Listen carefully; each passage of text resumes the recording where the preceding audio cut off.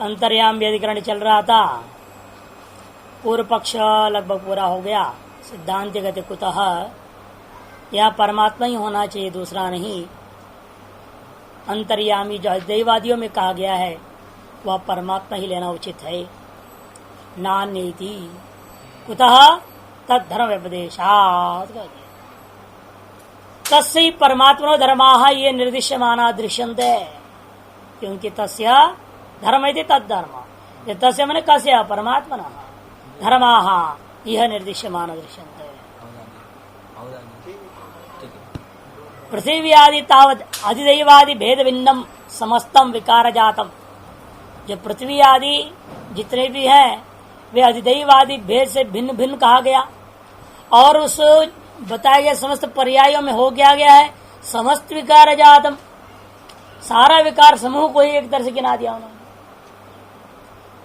उस विकार जातम अंततिष्ठति यमयति परमात्मनो यमयतृत्वम धर्मोपदित है, उसके अंदर विद्यमान रह करके नियमन करना ये परमात्मा में ही यमयतृत्वता धर्म संभव है। सकल विकारों में रहना ये योगी का भी उसकी बात भी नहीं है। पूर्व पक्ष ने कहा जीव लो योगी लो सब संभव नहीं है, कि सकल विकार समूहों के भीतर रहने वाला तत्व एक ही हो सकता है, जो व्यापक होगा वो परमात्मा ही है। सर्व विकार कारणत्व सति सर्वशक्ति उपपत्ति है, क्योंकि सर्व विकारों का कारण होता हुआ उसी में सर्वशक्ति उपपत्ति हो सकती है। ये शत आत्मंतर्यामी अमृत इति च आत्मत्व अमृतत्व मुख्य परमात्मा उपपद्येते, क्योंकि जो है ये शत आत्मांतर्यामी अमृत इत्यादि में जो आत्मत्व जो कहा गया और अमृतत्व कहा गया वो मुख्य परमात्मा में ही उपपन्न हो सकता है। वो मुख्य परमात्मा में ही घटेगा। यम पृथ्वी न वेदेति जब पृथ्वी देवताया अविज्ञेयम अंतर्यामिणम ब्रुवन् देवतात्मनो अन्यम अंतर्यामिणम दर्शयति, क्योंकि यम पृथ्वी न वेद इत्यादि शब्द मंत्र में का भाग से स्पष्ट ही है, पृथ्वी देवता के द्वारा भी जो अविज्ञेय है वह अंतर्यामी। ऐसे अंतर्यामी को कथन करता हुआ देवतात्मा से अन्य है अंतर्यामी, यह स्वतः ही सिद्ध हो गया है कि नहीं। देवतात्मनो अन्यम अंतर्यामिणम दर्शयति, पृथ्वी देवता ही अहम अस्मि पृथ्वी आत्मा न विजानीयात, क्योंकि पृथ्वी देवता यही समझता है क्या, पृथ्वी देवता ही अहम, मैं पृथ्वी देवता हूँ, मैं अपने आप को आत्म रूप में जानना चाहता हूँ, उसको जानना चाहिए इत्यादि विधियां हैं।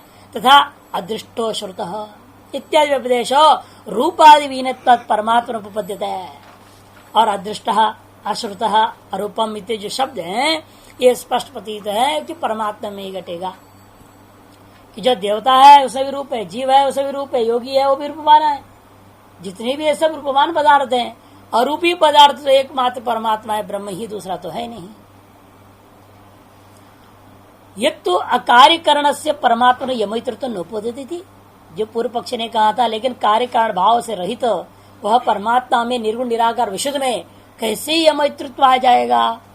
इति चेत नैष दोषः यान्यच्छति तद कार्यकरण रेव तस्य कार्यकरणत्वोपपत्ते है, जिनका वह नियमन कर रहा है, जिनका वह नियमन कर रहा है वही उसका भी कार्यकरण संघात हो जाता है।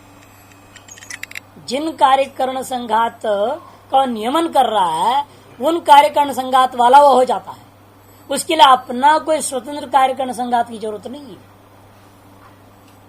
यदि भूतावेश न्याय से भी कहा जा सकता है, यदि भूतों का भी अपना कार्यकरण संघात है, लेकिन फिर भी क्या करते हैं वो अपना सक्रिय रूप में कार्य जब करते हैं वो आप पर सवार होकर करते हैं, ये उनका कोई अपना स्थूल शरीर नहीं है।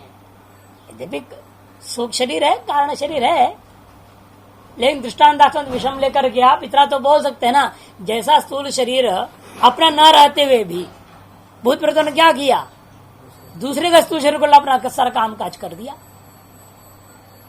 और इस शरीर का नियमन भी कर देते हैं, वो जैसे चाहे वैसे काम कराते हैं। इससे लोग परेशान रहते हैं, क्यों भूत प्रेत को छुड़ाते हैं, इसलिए छुड़ाना पड़ता है ना, क्योंकि आपके अपना जो सब क्रियाकलाप में व्यवधान डालता है वो अपने मन मर्जी का काम करा देता है।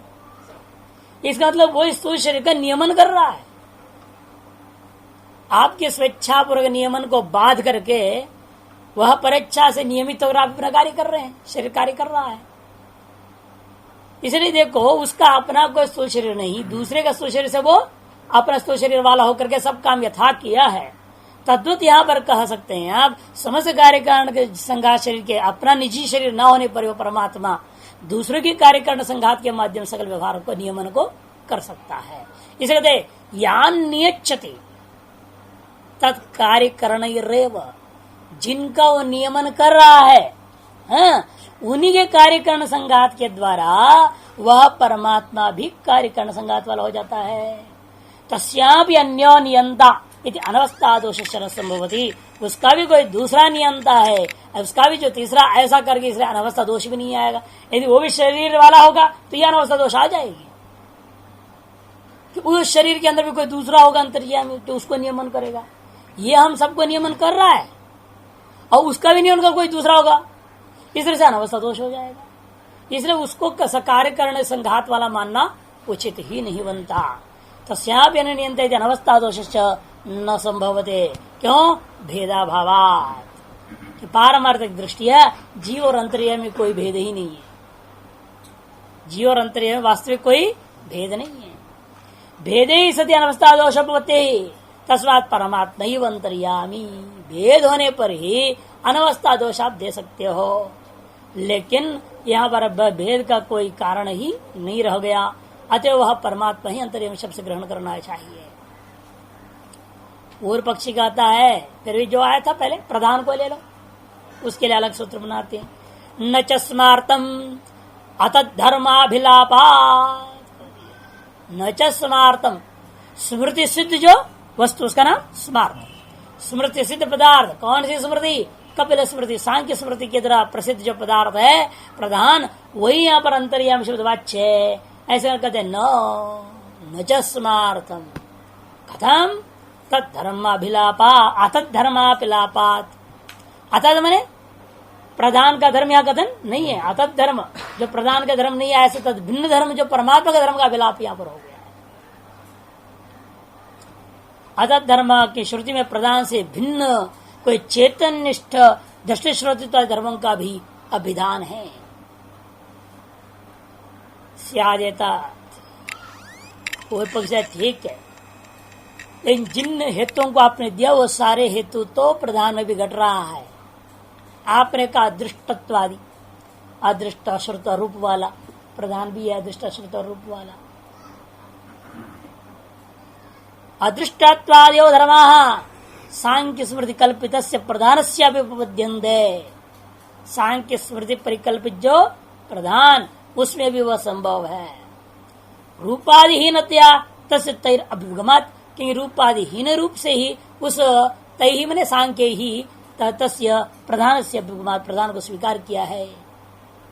अप्रतर्क्यम अविज्ञेयम प्रसुप्तम इव सर्वतः, मनुस्मृतिकार ने भी उस प्रधान को अविद्यादि के शब्दावली से काइति ही स्मरन्ति। अप्रतर्क्य है वो, इंद्रियों के द्वारा अविज्ञेय है वो, प्रसुप्त के समान सर्वत्र जो है रहता है।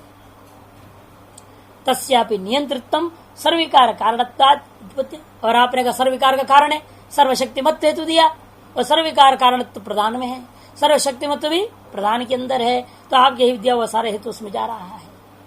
तस्मात् प्रधानम अंतर्यामी शब्दम स्यात्, इस अंतर्यामी शब्द वाच्य भूता तत्व प्रधान ही होना चाहिए।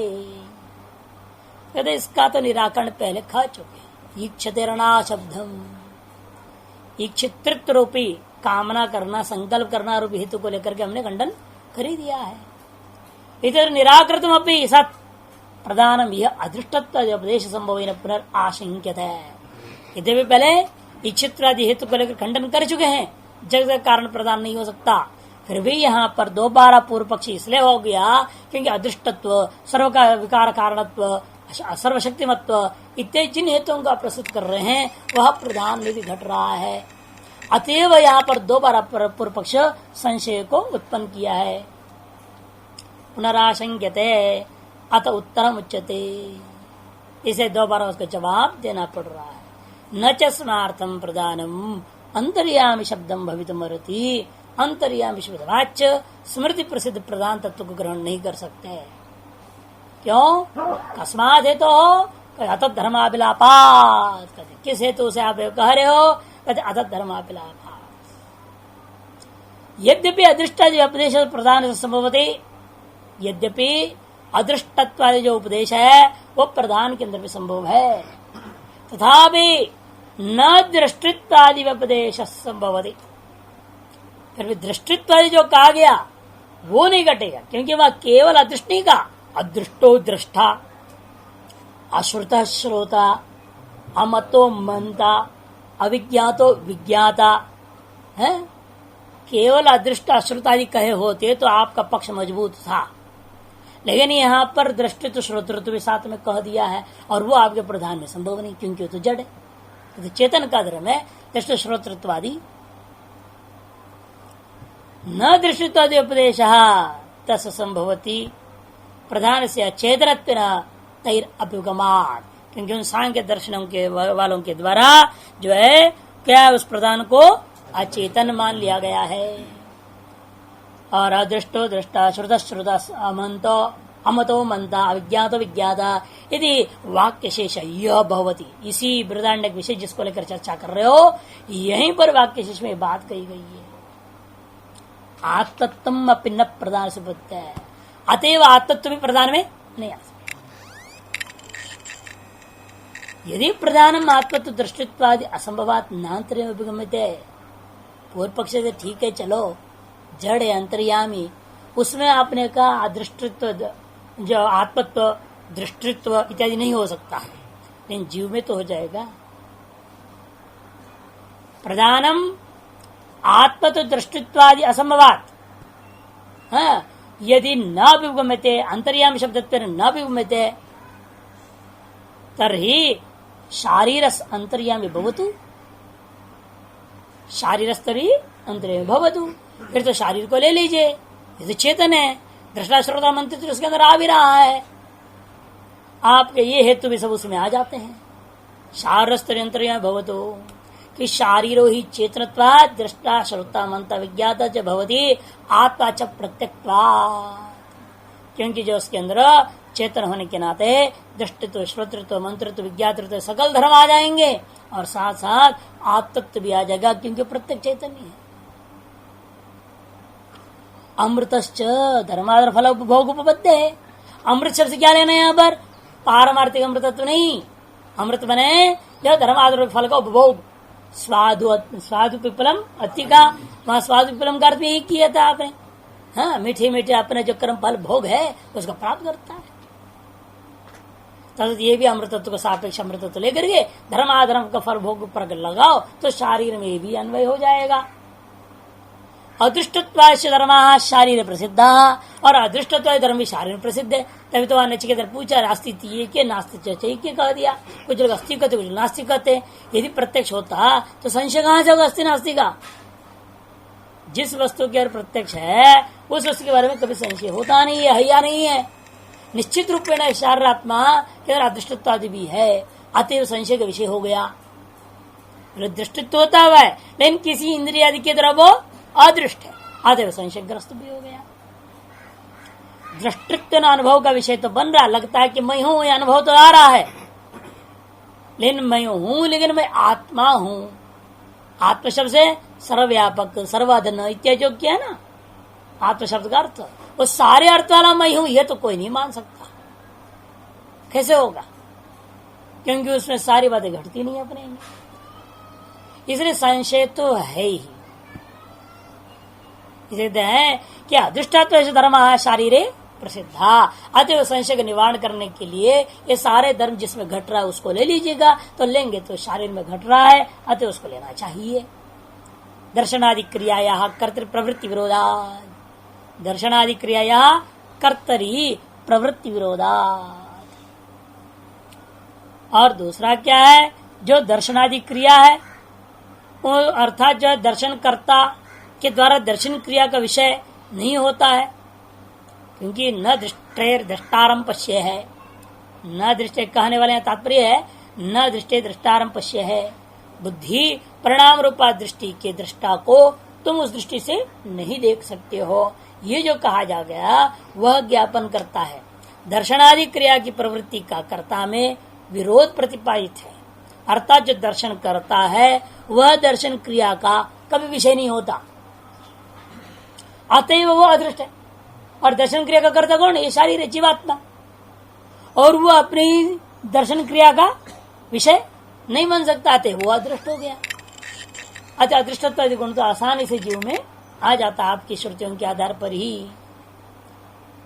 नहीं दृष्टि दृष्टान पश्यत्यादि श्रुतिभ्यश्च तस्य च कार्यकरण संघात मंत्रियमयितुम शीलम।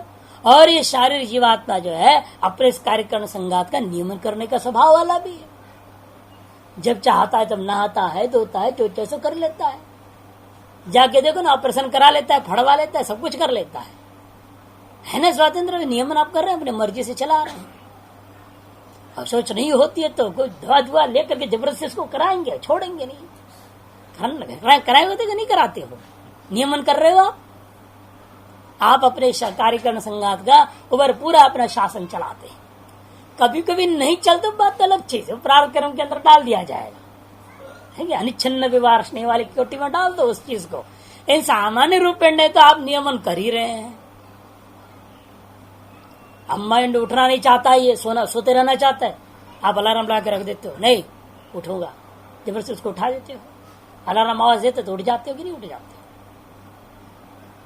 इस तरह से आप इस कार्यकरण संघात को एक प्रकार नियमन कर ही रहे हैं। इसीलिए शारीरिक जीवात्म अंदर में अंतर्यामित्व घट जाएगा, ये पूर्व पक्ष कह रहा है। क्यों हेतु दे रहा है उसमें कि साधन में आप नियमन कर रहे हो? क्योंकि भोक्तृत्वा, क्योंकि आप भोक्ता हैं। तस्मा शारीरोन्तर्यामी अत उत्तरम फल पठती। इसलिए मानना पड़ेगा कि अंतर्यामी शब्द वाच्य शारीर जीवात्मा ही है। तो जवाब में कहते नहीं, शारीरश्चोभेपि भेदे नैनम अधीयते। शारीर भी यहाँ पर अंतर्यामी शब्द वाच्य नहीं है। च कह दिया ना, च से न ले लेना है। शारीर जो जीवात्मा है ये यह भी अंतर्यामी शब्द वाच्य नहीं हो सकता। क्यों? ही माने यस्मात्, क्योंकि जो है ना उभये अपि, उभय माने दोनों शाखाओं में, चाहे काण्व शाखा वाला प्रधान्य देख लीजिए, चाहे माध्यम शाखा का प्रधान्य को देख लीजिए। उभय अपि भेदेन एनम अभिधीयते। दोनों ही शाखा वाले लोग इस अंतर्यामी से नियमी रूपेण जीव को अलग पाठ कर दिया, जीव को नियमी कोटि में डाल रखा है। इसलिए अंतर्यामी से भिन्नत्व न भेद के रूपेण, इसे कहते भेदेन क्या कम माने एनम माने शारीरम, इस जीवात्मा को उस अंतर्यामी से भिन्न रूपेण अधीयते पाठ किए हैं। इसलिए अधिदेवादि श्रुतियों में जो प्रतीयमान अंतर्यामी शब्द वाच्य परमात्मा ही हो सकता है, सिद्ध हुआ।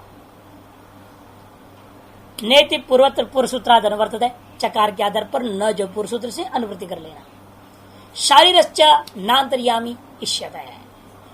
जैसे देवता अंतर्यामी नहीं हो सकता, प्रधान अंतर्यामी नहीं हो सकता था, तद्वत जो शारीर है जीवात्मा यह भी अंतर्यामी नहीं हो सकता। तस्मात् यद्यपि दृष्टित्वादि धर्माः तत्समभवन्ति, पूर्व पक्ष का थोड़ा समर्थन कर रहे हैं। यदि भी आपके कुछ कुछ बातें जो आपने घटाया है वो बिल्कुल वैसे का वैसा है, हम भी मानते हैं। यदि भी दृष्टित्वादि धर्माः तत्समभवन्ति तथापि घटाकाशवत् उपाधि परिच्छिन्नत्वात् न कार्श्रेण पृथिव्यादिषु अंतरवस्था तुम नियंतुम च शक्नोति। ठीक है, आप अपना शरीर भी कार्यकरण संघात को नियमन कर पाते हो, इन दूसरे शरीरों को तो नियमन कर नहीं सकते। तो दूसरी बात है कि सारे पृथ्वी सकल ब्रह्मांड का नियमन आप कहां से कर सकोगे? आप अपने शरीर का नियमन कर लोगे, इस कार्यकरण संघात पर अपना शासन चला सकते हो। जैसे चाहता है भोजन खाओ, नहीं आज एकादशी तुमको दूंगा नहीं, बना दिया व्रत जबरदस्ती। अब भूख तो बेचारा चिल्ला रहा है, मुझे दो अंदर से मांग रहा है, अरे नहीं राम राम बोलो, मत मांगो रोटी बोलता है उसको, जबरदस्ती व्रत में लगा देता है उसको। ये करते हैं कि नहीं करते सभी लोग? तो इसलिए नियमन तो आप कर रहे हैं, लेकिन किसका नियमन कर रहे हैं ये तो विचार कीजिए। केवल अपने शरीर का नियमन कर रहे हैं, समस्त शरीरों का नियमन नहीं कर रहे हैं, कर भी नहीं सकते। तो समस्त अन्य भिन्न शरीरों का नियमन नहीं कर पा रहे। अभी तो कई गृहस्थियों से स्पष्ट प्रतीत भी होता है कि जो है लोग आते कहते हम बहुत परेशान हैं, हम अपने बेटा को समझाते हो मानता ही नहीं, सिगरेट पीने लगा है, दारू पीने लगा है, लड़कियों के पीछे घूमता है, हम परेशान है इससे। आते हैं यहाँ, इसका मतलब क्या? बाप जिसने बेटा को पैदा किया वो अपने बेटे को नियमन नहीं कर पा रहा, अपने पत्नी को नियमन नहीं कर पाता, मारपीट करके देखता है, सब तरीके से देख लिया, हार जाता है अंत में। वो अपनी चाल चलती रहेगी, अपना चाल अपना अपना राग आलापते रहता है, संसार यूं ही चल रहा है। इसे सर्वनियंत्रित्व कहां से आएगा? इस जीव के अंदर असंभव है। स्व कार्यकरण संघात नियंत्रित्व मात्र मानी जा सकती कुछ हद तक। इसलिए कहते हैं कि देखो कि घटाकाश आदि के समान यह उपाधि से परिच्छिन्न है, इसलिए संपूर्ण रूपेण कार्श्रेण पृथ्वी आदि जितने भी यहाँ पर्याय बताए समस्त ब्रह्मांड के सकल विकार समूहों के अंदर अवस्था तुम नियंत्रण न शक्नोति, सभी के अंदर अवस्थित हो जाना और सभी का नियमन करना इस शरीर में संभव नहीं है। अपिचा इतना ही नहीं, उभये अपि ही शाखिनः, दोनों ही शाखा वाले के लोग। कौन दोनों शाखा वाले? काण्वा माध्यन्दिनाश्च, काण्व शाखा वाले और माध्यन्दिन शाखा वाले लोग हैं। ये दोनों के दोनों लोग भेदेन एनम शारीरम पृथिव्यादिवत अधिष्ठानत्व नियमित्व च अधीयते, भेद पूर्वक ही इस शारीर का कथन किया। भेद पूर्वक कथन करने का तात्पर्य क्या? कहते हैं पृथ्वी आदि के समान इस जीव को उस अंतर्यामी का अधिष्ठान बता दिया और इस जीव को उस अंतर्यामी का द्वारा नियम्य भी बता दिया। जैसे पृथ्व्याम तिष्ठम वैसे आत्मनि तिष्ठन प्रयोग है। यम आत्मा न वेद, वो भी है पूरी की पूरी वही आत्मा में भी जीवात्मा में भी सेम पर्याय का प्रयोग हुआ है। जैसे अन्य सभी पर्याय आए आत्मा के बारे जीवात्मा के लिए भी वही प्रयोग किया हुआ है। शब्द में थोड़ा अंतर है। यो विज्ञाने तिष्ठन, काण्व वाले कहते हैं यह आत्मनितिष्ठन्ति माध्यम दिना, बस इतना ही है, विज्ञाने और आत्मनि। लेकिन विज्ञान आत्मा और केवल आत्मा दोनों एक ही के लिए प्रयोग है, जीवात्मा के लिए।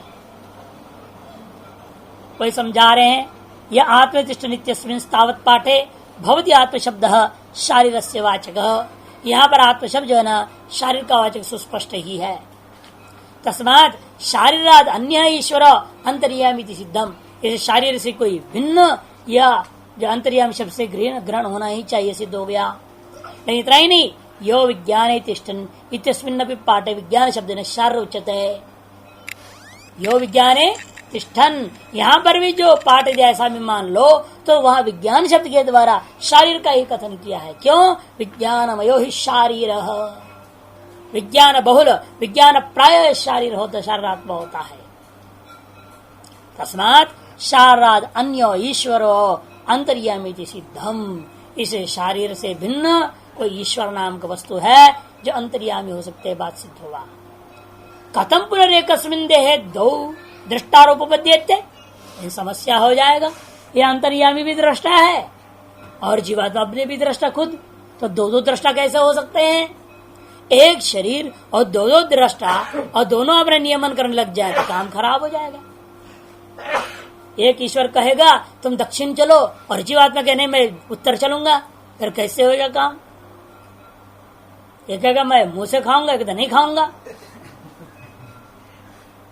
सब उल्टा उल्टा हो जाए, दो दो नियामक हो जाए, दोनों अपने आप में स्वतंत्र हो जाए, दो दो दृष्टा, दो दो श्रोता, दो दो मंता, दो दो विज्ञान, तो सारी दो दो मान लोगे तो व्यवस्था हो जाएगा, शरीर तो फट जाएगा टुकड़ों में। एक इधर एक उधर बोलेगा, सब उल्टा सल्टा हो जाएगा काम। कहते बात तुम्हारा कहना ठीक है, लेकिन समझो यहाँ पर कथम पुनरेकस्मिन् देहे दो दृष्टारूपद्यते चेत यश्चयम् ईश्वरो अंतर्यामी यश्चयम् इतरः शारीरः, यह जो अंतर्यामी ईश्वर दो एक और दूसरा है जो शारीर है वो। कहते सिद्धांत पूछते क्या बिगड़ रहा है? दो रह नहीं सकता है एक शरीर के अंदर। अरे एक घर के दो मालिक बन के रहते है कि नहीं? गौण प्रधान न्याय से कभी ये मालिक कभी वो मालिक हो जाते, पति पति दोनों मालिक है ना, है तो घर के मालिक। इसलिए मालकिन मालिक और मालकिन पुल्लिंग स्त्रीलिंग कर दिया जाता है, लेकिन है दोनों मालिक। तथा यहां भी दो मालिक मान लो, क्या दिक्कत? क्या अनुपपत्ति है दो होने में, ये बताओ। का पुनर्य अनुपपत्ति ही कहते अनुपत्ति क्या? श्रुति विरुद्ध। एक तो शरीर फट जाएगा टुकड़े में, इधर चलेगा उधर चलेगा तो क्या हो जाएगा? एक उत्तर की ओर जाए, दक्षिण की ओर जाए एक पैर, तो क्या होगा? फट ही जाएगा अंत में, कहीं ना कहीं से टुकड़े हो जाएंगे। एक दोस्त तो है ही है, लेकिन वो तो खैर होगा नहीं होगा बात अलग चीज है, प्रत्यक्ष विरुद्ध है, तुम हेतु दे सकते हो, लेकिन श्रुति खुद मना कर रही है दूसरे के शरीर के भीतर। नान्योतोस्ति दृष्टा नान्योतोस्ति श्रोता, स्पष्ट कह रही है श्रुति। एक है दूसरा है ही नहीं, तुम दो बोल रहे हो। इत्ते श्रुति वचन विरुद्धेत। तब सिद्धांत को समझाना पड़ता। अत्र ही प्रकृताद अंतर्यामिण अन्यम दृष्टांत श्रोत्रम अंतर विज्ञातरं च आत्मन प्रतिषेधति। पता है पूर्व पक्षी, क्योंकि इस मंत्र में सुस्पष्ट है कि प्रकृत गौण अंतर्यामी, उससे भिन्न दृष्टा श्रोता मंत्र विज्ञाता रूप आत्मा का प्रतिषेध कर दिया गया है। नियंत्रणतर प्रतिषेध अर्थम में तद्वचन विदिचेत। इसमें एक देशी बोलता है ऐसा है, वो जो निषेध वाक्य का तात्पर्य है कि जीवात्मा नहीं है, वहां दूसरा तात्पर्य एक ही नियंता, दूसरा नियंता नहीं होगा। एक ही अंतर्यामी, दो अंतर्यामी नहीं होते, तीन अंतर्यामी नहीं होते, ये बात कर रहा। अंतर्यामी में आने वाला अनवस्था दोष मात्र का प्रतिषेध करने के लिए आया हुआ है, दूसरे जीवात्मा का निषेध करने के लिए नहीं है। एक देशी का जवाब। अब पूर्व पक्ष के चेतना ऐसे मत कहो भाई, नियंत्रण अप्रसंगाद अविशेष श्रवणाच। एक तो नियंत्रण का प्रसिद्धि नहीं है, क्या कोई शंका संभव था क्या? अनेक नियामक की संभावना हो तो आप नियंत्रण की निषेध करो, या अन्यत्र कहीं प्रसक्ति हो तो यहां निषेध करते। अप्रसक्त का प्रतिषेध करना बिल्कुल शास्त्र विरुद्ध सिद्धांत है। प्रसक्ति सत्य सत्ता, क्या बोला वो? प्रसक्तश्चेत निषिद्धेता। यदि प्रसक्त है तो निषेध करनी चाहिए। अब प्रसक्त निषेध क्या होगा? आप दरवाजे पर खड़े होकर बोले आगे जा या नहीं मिलता भिक्षा हम नहीं देते, लोग क्या कहेंगे? ये पागल हो रखा है, कोई भीख ही नहीं मांग रहा है इसके, कोई इसके दरवाजे के सामने खड़े होकर मांगे तब तो कहना चाहिए आगे जाओ। कोई मांग ही नहीं रहा तो चिल्लाया जा रहा है आगे जा आगे जा, तो क्या कहेंगे लोग? यही तो कहेंगे ये पागल है। सिर्फ प्रसक्तो सत्याम निषेध है, ये सिद्धांत है। और आप प्रसक्त है, दूसरा नियम था, उसका निषेध कैसे होगा? पूर्व पक्ष बिल्कुल सही कह रहा है। और दूसरी बात, एक दूसरे नियंता का निषेध होता ना, यहां पर सामान्य श्रुति नहीं हो सकता। ना अन्यो, अन्यो का मतलब क्या? सामान्य कथन है, सर्वनाम संज्ञा का शब्द है ये। ना अन्यो तो स्थित दृष्टा, ये क्यों कह रहे? ना अन्य, अन्य शब्द सर्वसामान्य शब्द है, अविशेष शब्द प्रयोग करके कथन कर रहे हैं। एक दूसरा नियंता को, जैसे पहले आया था अदृष्टे है दृष्टारम, है नहीं? दृष्टे है दृष्टारम, ऐसे क्यों बोला? दृष्टेर अन्यम ऐसे क्यों नहीं बोला? वहां पे न पश्य है, ऐसे कहना चाहिए ना, दृष्टेर अन्यम न पश्य। ये दृष्टि का जो दृष्टि, दूसरे को तुम नहीं देख सकते हो, लेकिन दूसरा दृष्टि को नहीं देख सकते, अर्थ नहीं निकलेगा ना वहां। दूसरे को नहीं देख सकते, दूसरा किसको? घटपट को, मठ को, किसको? जो सामान्य होगा उस सामान्य शब्द को आप विशेष इतर व्यावर्तक रूपेण प्रयोग नहीं कर सकते, और सर्वसामान्य का ही निषेधक होता है। और आप नियंत्रणतर रूपी विशेष निषेध कैसे करोगे? यहाँ नान्यो अतोस्ति दृष्टा ऐसे कह दिया। न अन्यो शब्द से वहां अविशेष श्रवण होने के कारण से नियंत्रणतर का निषेध नहीं है, सर्वसामान्य अन्य जितने भी उपलब्धि संभावना सबका निषेध है टोटल। अतएव यहाँ भिन्न जीवात्मा का भी निषेध आ गया, वो अन्य कोटि में भी आ जाएगा। अन्य कोटि में दूसरा नियंता का जैसे तुम निषेध कर रहे हो, उस अन्य रूपी अविशेष होने के नाते उसके अंदर जीव का भी निषेध मान लो, सबका निषेध है। जो जो आप लाओगे उन सबको अन्य कोटि में रख दिया जाएगा, क्योंकि अन्य शब्द सर्वसामान्य शब्द है, सभी में अन्यत्व आएगा। नियंत्र भिन्नत्व जो है दूसरा नियंता में भी है, नियंत्र भिन्नत्व जीव में भी है, नियंत्र भिन्नत्व देवता में भी है, नियंत्र भिन्नत्व जो शारीर में भी, सब जगह जाएगा। वो अन्यत्व नाम का चीज हो वो सर्वसामान्य धर्म है, इसलिए तो अविशेष श्रवणाच और सामान्य रूपेण शरीर अविशेष में सर्व सामान्य शब्द अन्य आदि शब्दों का प्रयोग करने के कारण से भी यहाँ पर मानना पड़ेगा अंतर्यामी से भिन्न कोई जीवात्मा नाम का जिस शरीर में नहीं हो सकता, दो हो नहीं सकते। अत्रोच्यते तब सिद्धांत जवाब अविद्या प्रत्यवस्थापित कार्यकरणोपाधि निमित्तो यम शारीर अंतर्यामी और भेद उपदेश न पारमार्थिक। वाक्यों को समझिए, नान्यो तो से दृष्टा जो पारमार्थिक वाक्य है उसको आप यहां मत लगाइए जब भेद का या आत्मनितिष्ठन, ये भेद निरूपक वाक्य है। भेद निरूपक वाक्य और अभेद निरूपक वाक्य का दोनों का विषय अलग है। एक भेद जो निरूपक वाक्य वो अविद्या परिकल्पित भेद का अनुवाद करता हुआ प्रयोग करता है समझाने के लिए, और दूसरा पारमार्थिक कथन करता है विद्या से बाधित तत्व का कथन कर रहा है।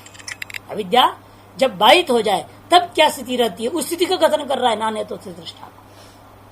इसे कहते हैं अविद्या प्रतिस्थापित जो कार्यकरणोपाधि निमित्तक शारीर था, अयम शारीर अंतर्यामिनो भेद उपदेशो, ऐसे शारीर का अंतर्यामी के साथ भेद उपदेश रखा है। न पारमार्थिक भेद, पारमार्थिक भेद के उपदेश नहीं है। एको ही प्रत्यगात्मा भवति न दो प्रत्यगात्मा न संभवतः। एक ही प्रत्यगात्मा है, दो प्रत्यगात्मा संभव ही नहीं है। नहीं है तो फिर आपने दो कैसे कह दिया? यहाँ पर नियमी नियामक भाव, नियमी जीव शारीर, उसका नियामक अंतर्यामी, दो तो कह ही रहे हो और फिर कहते हो एक ही है। ये तो बड़ी विचित्र बात है। कहते हाँ एक तो भेद व्यवहार उपाधिकृत है, तो एक ही आत्मा है सकल शरीरों में, सकल वस्तुओं में एक ही आत्मा है, लेकिन उपाधिकृत भेद को लेकर भेद व्यवहार हो। जो भेद व्यवहार है एक भेद व्यवहार उपाधिकृत, एक ही के अंदर जो भेद व्यवहार देख रहे हो वो उपाधिकृत। यथा घटाकाश महाकाश, जैसे व्यवहार हो जाता है घटाकाश और महाकाश, और है कहा घटाकाश महाकाश के भीतर ही है। इन घट रूपी उपाधि के कारण से व्यवहार हो गया। यद्यपि घटाकाश महाकाश कोई अंतर नहीं, कोई अंतर नहीं, केवल उपाधिकृत महिमा है। तद्वत यहाँ पर भी शारीर और परमात्मा में कोई अंतर नहीं है, केवल उपाधि बुद्धि अविद्यादि जो है, उपाधि अविद्या काम कर्म विशिष्ट जो बुद्धि है उस उपाधि को लेकर के विशेषता है। ततश्च ज्ञात्री ज्ञेयादि भेद श्रुते प्रत्यक्षादीनि च प्रमाणानि संसारानुभव विधि परिशास्त्र सर्वं वेतुपद्यते। इसलिए बार बार कहते रहे एक में अद्वितीय है, फिर शास्त्र किसके लिए है, कौन करेगा, कौन फल भोगेगा, इत्यादि फालतू के प्रश्न डालते हैं लोग बार बार। बार बार हमारे पास भी आया, कई लेक्चरर लोग प्रोफेसर लोगों ने बार भेजा यही, मध्वाचार्य अलग क्यों बोला, वो अलग क्यों बोले, ये अलग क्यों बोले। इसका मतलब है शंकर वेदांत गलत थे, तब उन्होंने अलग अलग प्रतिपादन किया। उसी उपनिषद पर वो भी लिख रहे हैं, उसी ब्रह्म सूत्र वो भी लिख रहे हैं, उन सूत्रों के विषय वाक्य बदल देते हैं, वो लोग सारा गड़बड़ कर रहे हैं, और इसका मतलब शंकराचार्य जी गलत ही बोले हैं, वो सही नहीं है। ये वो लोग कई लोगों ने इस तरह से तर्क किया, हमने उनको समझाया। दो तीन जवाब हो सकता है। एक जवाब यह है डिजेनरेशन, बुद्धि की क्षमता भारत में क्या हुआ, सत्युग काल में जो उत्पन्न मनुष्य थे सर्वोत्कृष्ट खोपड़ी वाले थे, इसने सर्वोत्कृष्ट जो है सिद्धांत को दिया, लेकिन बाद में वो धीरे धीरे धीरे डिजेनरेट हुआ, अर्थात जो है धीरे धीरे ह्रास को प्राप्त हुआ। काले न महता योगो नष्ट पुरंतप यथा, तद्वत यहाँ पर कालक्रम नष्ट होते होते होते बुद्धि भी क्षीण हुई, केवल सिद्धांत में इच्छा नहीं हुआ, सिद्धांत को समझने की क्षमता भी बुद्धि में नहीं रहेगी। सामाजिक आर्थिक राजनीतिक ही नहीं बल्कि आप आध्यात्मिक जो है सामर्थ्य भी घटते गया। आप देख ही रहे, शारीरिक सामर्थ्य तो घट ही गया है ना। आज जो है स्थिति ऐसी आ गई, एक औरत बच्चा दे देती है, वो बच्चे को भी अपने हाथ में लेके चल नहीं सकती है। क्या शारीरिक सामर्थ्य रह गया, वो चाहिए होता है ना, वो उसे बच्चे को बिठा करके लेके घूमते सड़क पर, अपने हाथ में लेके नहीं चल सकते। कितनी सामर्थ्य शरीर का क्षय होते जा रहा है। तद्वत यहाँ बुद्धि का भी सामर्थ्य क्षय होते गया, अतः वे लोग उस विशुद्ध अद्वैत वेदांत को समझ नहीं पाए, और आज भी 99% वेदांती अपने आप को मानने वाले शांकर संप्रदाय के जो संत भी हैं वे भी नहीं समझ पा रहे। और यहां तक इसको परिभाषित कर रहे ऋषिकेश वेदांत अलग है। फूलिशनेस, इतनी मूर्खतापूर्ण कथन हो रहा है, कहते ऋषिकेश वेदांत अलग है। अब बताओ कोई ऋषिकेश वेदांत होता है? शांकर वेदांत में भी दो हिस्सा हो गया। शांकर वेदांत भी दो प्रकार की, एक ऋषिकेश शांकर वेदांत, एक दयानंद शांकर वेदांत है। ये मानना पड़ेगा दयानंदी महामूर्ख है जो ऐसा बोल रहा है या नहीं? जो ऐसा कहे को खुद महामूर्ख है। अरे शांकर वेदांत एक ही है, उसे कहां से तू आएगा? ऋषिकेश वेदांत अलग हो जाए, तुम्हारी अलग हो जाएगी है। और तीसरा कोई कहेगा वे हमारा दक्षिण का वेदांत अलग है, पश्चिम की अलग हो जाए, 36 वेदांत शांकर वेदांत हो जाएगा क्या? तुम्हारी समझ की कमी को आरोप मत लगाओ दूसरों पर भी जाए, वो गलत। यही बुद्धि के ह्रास है। और बुद्धि के ह्रास का कारण क्या है? भौतिकता का और बढ़ना है। जो व्यक्ति जितना भौतिक होता है, धनाधीन हो जाता है, उस व्यक्ति के पास विद्या नहीं हो सकती। इसलिए जहां लक्ष्मी है वहां सरस्वती नहीं हो सकती। वो लक्ष्मी का पीछे पड़े हैं, उनकी बुद्धि सिर्फ भ्रष्ट हो रखती है। और ऋषिकेश वेदांत संज्ञा अलग दे दिया इन्होंने, तो गलत है। कारण इसका है कि बुद्धि का ह्रास। इसलिए सर्वोत्कृष्ट बुद्धि से धीरे धीरे ह्रास होते गया। इसलिए आज इस वेदांत को समझने वाले अत्यंत विरल हो गए। और भगवान ने खुद ही प्रतिज्ञा कर दिया है, कश्चित व्यक्ति माम तत्वतः स्वयं कठोर से कश्चित धीर आवृत चक्षु हो। सब शब्दावली स्पष्ट ही है। कोई कोई तो होता है, माइकल सभी थोड़े होते हैं। एक तो हेतु ये हो गया। दूसरा हेतु हम दे रहे हैं जो बार बार कहता भी हूं, ये सब कलयुग प्रवर्तक आचार्य ही नहीं, कलयुग पोषक आचार्य भी है। जितने भी नहीं तो कलयुग की महिमा क्या रह जाती यदि ये सब अद्वैत वेदांती कह दिए होते, सब एक ही बात को मान लेते थे, तो ये सन्यासी में शांकर संप्रदाय के सन्यासी हैं। रामानुज भी कहां सन्यास लिया था पहले? मध्वाचार्य भी क्या थे? उसका नाम आनंद तीर्थ था। ये सब दशनामी सन्यासी ही हैं। और आज भी उसके संप्रदाय में जो सन्यास होता है उनका टाइटल देख लो, तीर्थनामा होता है। विश्वेश्वर तीर्थ, विद्याभूषण तीर्थ, सब तीर्थ ही होते हैं। वो इसी संप्रदाय में दीक्षित भी हुए वो पहले। इन क्या करे, पटरी नहीं खाई, अहंकार की लड़ाई लड़े होंगे, अलग हुए। और ऐसे अहंकारी क्या वेदांत को समझेगा, जिसके कारण से अलग संप्रदाय चालू कर रखा है। इसे निश्चित रूप में सब जो कलयुग में जो होनी चाहिए भ्रष्टता, उसके प्रवर्तक है। और उत्तरोत्तर उनके आचार्य उसके पोषक हो गए।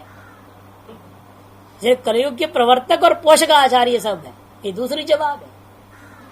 तीसरी जवाब, चलो इनकी भी इज्जत रखना चाहते हो तो अधिकारी भेदा, तो उसकी भी आवश्यकता है। जैसे एक ही सीढ़ी नहीं होती है, चढ़ते हो एक मंजिल और एक सीढ़ी से कोई नहीं चढ़ता, 10 सीढ़ियों होती है। इस तरह हमारे 10 भाष्य, 11वें भाष्य तो आज तक कोई नहीं लिखा, 10 ही भाष्य, 10 सीढ़ियों के जैसे मान। अधिकारी भेद है, उन योग्यता जिसकी जैसी है उसको वो सिद्धांत दे दिया गया।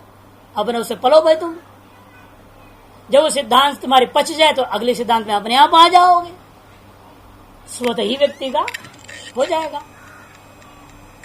ये तदर्थ अधिकारी भेद का दृष्टिकोण से भी आप स्वीकार कर ले, उनकी इज्जत रख लो, कोई बात नहीं। इन 3 के अलावा कोई चौथा हेतु नहीं है। वेदार्थ भेद व्यपदेश के कारण।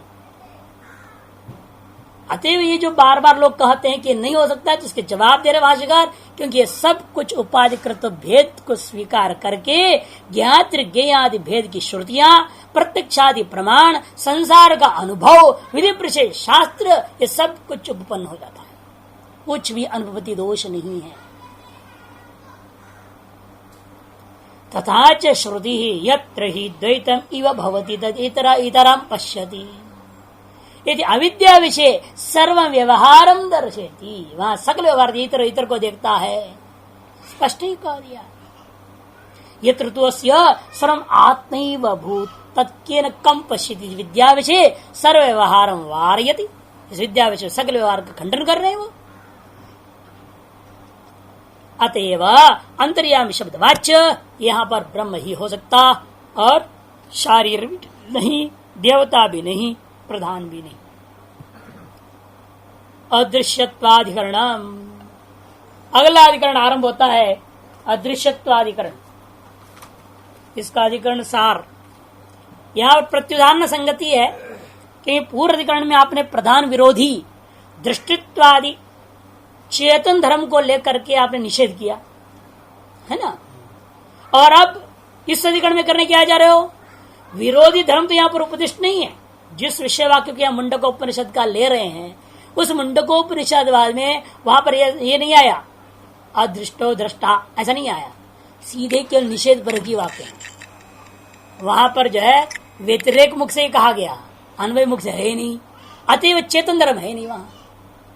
इसीलिए मुंडक वाक्य से जो भूत योनि शब्द है, मुंडक वाक्य में कौन शब्द आया, भूत योनि, वो भूतों का योनि, भूतों का कारण, व्युत्पत्ति से भी सीधे सीधे लगता है प्रदान ही लेना चाहिए, तो भूत योनि शब्द वाच्य प्रदान होना चाहिए। इस तरह से प्रत्युदाहरण संगति है।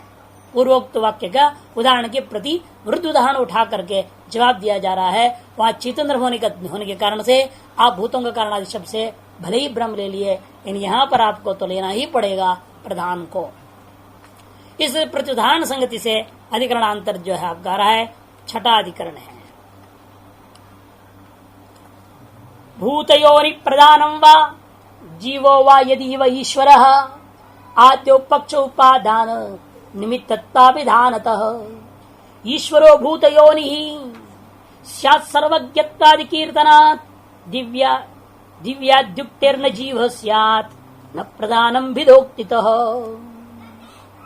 भूतयोनि शब्द से क्या लेना, प्रधान को लेना है या जीवात्मा को लेना है, यदि वा ईश्वर अथवा ब्रह्म को लेना है। पूर्व पक्षी कहेगा आद्यो पक्ष, आदि दो पक्ष उचित लगता है। प्रधान क्यों, उपादान कारणत्वात्, जीव कैसे ले लोगे, निमित्त कारणत्वात्, उपादान निमित्त विधानतः, उपादान का विधान दृष्टिया उपादान कारण का कथन कराइए योनि शब्द, भूतों का योनि माने कारण। कौन सा कारण, यदि आप यहाँ कारण से उपादान कारण लेना चाहोगे तो भूत योनि शब्द वाच्य क्या हो जाएगा, प्रधान। और यदि कारण शब्द से निमित्त कारण लोगे तो कोई हमें आपत्ति नहीं है, तभी परमात्मा नहीं ले सकते हो, तब जीवात्मा कि संसार का निमित्त कारण जीवों का अपना कर्म है, अतः जीव ही निमित्त कारण माना गया। तो सिद्धांति का नहीं, भूत योनि शब्द वाच्य यहाँ पर ईश्वरी होगा। क्यों, सर्वगत्यादि के अर्थनाथ सर्वज्ञत्वादि के जो कथन किया है ना, वह ईश्वर में ही घटेगा, प्रधान में नहीं। जड़ बुता अचेतन बुता प्रधान में सर्वज्ञत्व असंभव है। दिव्याद्युक्तेर्न जीव, दिव्याद्युक्त है। और वहां पर भी कहा है भी, उसमें जो मंत्र आप देखेंगे तदृश्यम अग्राह्यम गोत्रम वर्णम चक्षुश्रोत्रम, यहाँ तक तो प्रधान भले घटाएगा, तदा पाणिपादम नित्यम भी घटेगा, विभूम भी घटेगा, सर्वगतम भी घटेगा, सुसूक्ष्म भी घटेगा, तद अवयम भी घटेगा, तद भूत योनि भी घट जाएगा। परिपश्यन धीरा, पूरा ये मंत्र लगता है कि बिल्कुल उसे फिट हो रहा है। लेकिन आगे जो आया है मंत्र में, जहां पर उसने बताया है स्पष्ट ही, अक्षरात् परतः परः, अक्षरात् परतः परः मुंडक में कह दिया। ठीक है, आपके प्रधान क्षरणशील नहीं, अक्षर है, लेकिन अक्षर भूता आपके प्रधान से भी पर तत्व दूसरा का वर्णन कर रहे हैं। वो यहाँ पर मुंडक का प्रकरण का विषय भूता वस्तु है, न कि प्रधान जो अव्यय और अक्षर तत्व से ग्राही है। दिव्याद्युक्तिर्न जीव स्यात् न प्रधानम भेदोक्तितः, इसलिए भेदोक्ति और जो है दिव्यादि का उक्ति का आधार पर न जीव या न प्रधान का ग्रहण हो सकता है। अदृश्यत्वादि गुणों को धर्मोक्ते है। इस अधिकरण का पहला सूत्र आता है अदृश्यत्वादि गुण का धर्मोक्त है। अदृश्यत्वादि गुण वाला वही जो यत्तद अदृश्यम अग्राह्यम इत्यादि श्रुतियों में उक्त अदृश्यत्वादि गुणों वाला भूत योनि शब्दवाच्य परमात्मा ही है, प्रधान आदि नहीं। क्यों, तस्य धर्मोक्त है। यह सर्वज्ञ सर्वित, यह सर्वज्ञ सर्वित इत्यादि श्रुति में उसके धर्मों का कथन हुआ है। अथ परा यया तद अक्षरम अधिगम्यते, वहां शुरू हुआ मुंडकोपनिषद में दो प्रकार की विद्या होती है, एक परा विद्या, एक अपरा विद्या। और अपरा विद्या क्या है, उसका वर्णन किया ऋग्वेद यजुर्वेद सारा कर्मकांड सब कुछ अपरा विद्या के अंतर्गत आ गया। जितने मोक्ष संबंधी विद्या है उसे छोड़ करके बाकी सारी विद्याओं को उन्होंने अपरा विद्या में ले लिया। और मोक्ष संबंधी विद्याओं को गिनाते हुए कहते यथ परा। अब उस परा विद्या के बारे में जानो जिसके द्वारा उस अक्षरभूत ब्रह्म को जाना जा सकता है, वही परा विद्या है। वह अक्षर क्या है? यत् तद अक्षरम भवति यत् अदृश्यम यत् तद अदृश्यम अग्राह्यम अगोत्रम अवर्णम अचक्षुश्रोत्रम तदपाणिपादम नित्यम विभुम सर्वगतम सुसूक्ष्म तदव्ययम तद्भूत योनिम परिपश्यन्ति धीरा। वह अदृश्य मैंने अदृश्य है, अग्राह्य है मैंने आपका पाणी का विषय नहीं बनता, अगोत्रम अवर्णम अचक्षुश्रोत्रंच। अदृश्य मैंने ज्ञानेन्द्रियों का विषय है, अग्राह्य मैंने कर्मेंद्रियों का विषय है, अगोत्र मैंने वह जन्म मरणादि से रहित है। जो गोत्र वाला कौन होता है? जो जन्म मरण वाला है वही गोत्र वाला होता है, अर्थात इसका उत्पत्ति और विनाश से रहित ही है, अतएव अगोत्र है। जिसलिए उत्पत्ति विनाश से रहित है इसलिए अवर्ण है, अर्थात ब्राह्मण क्षत्रिय शूद्र से रहित है अवर्णम। और जाति रहित है अतः अथवा शुक्ल गुण रहित, ये भी ले लो, वर्ण शब्द से रंग भी लेते हैं ना, रंग शुक्ल पीत वगैरह कृष्ण आदि रूप से भी रहित है, ऐसा भी ले सकते हो। अतएव अदृश्य हेतु बन जाएगा, यथा अवर्णम अतएव अदृश्य हेतु भाव से घटाया जा सकता है। और चक्षुर और श्रोत्र इंद्रियों का अविषय है, अचक्षु श्रोत्रम तद अपाणिपादम। जो पहले सामान्य रूपेण ज्ञानेन्द्रियों के विषयों का निषेध किया था और सामान्य रूपेण जो कर्मेंद्रियों के विषय का निषेध किया, उसको विशेष रूप में किंचित कथन कर दिया, अचक्षु श्रोत्रम पाणिपादम। और कहते हैं और नित्य है, जो ऐसा तत्व है वो नित्य है। प्रधान भी नित्य है, प्रधान भी व्यापक है, विभु सर्वगत भी है, सूक्ष्म और अत्यंत सूक्ष्म प्रधान। और अब प्रधान का व्यय नहीं होता उनके यहां भी, अव्ययम। क्योंकि जो है विषम सत्ता का परिणाम नहीं मानते ना, समसत्ता का परिणाम मानते हैं, क्योंकि अपनी सत्ता को त्यागे बिना परिणाम को दे देता है, प्रस्तुत करता है। यदि अपनी सत्ता को त्यागने लग जाए तो नष्ट हो जाएगा, जल्दी वो खत्म हो जाएगा एक दिन। अब तक खत्म हो ही गया होता प्रधान, तो इतने अरबों वर्षों से सृष्टि चल रही है, बन रही है, बन रही है, बन रही है, तो फिर वापस वहां से कहां से जाएगा? वो तो खत्म होते जाना चाहिए, लेकिन होता नहीं, इसलिए क्योंकि वो अव्यय असम सत्ता का परिणाम मानते हैं। तो इसलिए कहते हैं कि भाई देखो अव्यय है वह भूत योनि, कोई धीर लोग अनुभव करते हैं, धीरा परिपश्यन्ति, विद्वान लोग भूतों के कारण पर उसी को देखते हैं, अनुभव करते हैं। श्रूयते तत्र संशय किमयम् अदृश्यम् आदि गुण को भूत योनि प्रदानम स्यात् उद शारीर आहोस्वित परमेश्वर। अदृश्य इत्यादि गुणों से विशिष्ट जो भूतों का योनि है, कारण है, वह भूत योनि शब्द वाच्य क्या होगा? प्रधानम उद शारीर आहोस्वित परमेश्वर। तत्र प्रधानम अचेतनम भूत योनि युक्तम, जो प्रधान है अचेतन है उसको भूत योनि शब्द से कहना उचित है। क्यों? अचेतना नाम एवं दृष्टान्त उपादानात्, क्योंकि वहां कारण का दृष्टांत देते तो उर्ण नाभि आदि को दृष्टांत लिया और वो सब अचेतन है। अचेतना नाम दृष्टान्त उपादानात्, यद्यपि अचेतन है उसके अपने हिसाब से बोल रहा है, क्यों बोल चाल नहीं करते ना, ये तो मूढ़ता है। अरे वो घूम रहे फिर रहे वो नहीं देख रहा है, तो बोलने वाला ही चेतन होता है क्या? अरे फिर तो गूंगा क्या होगा?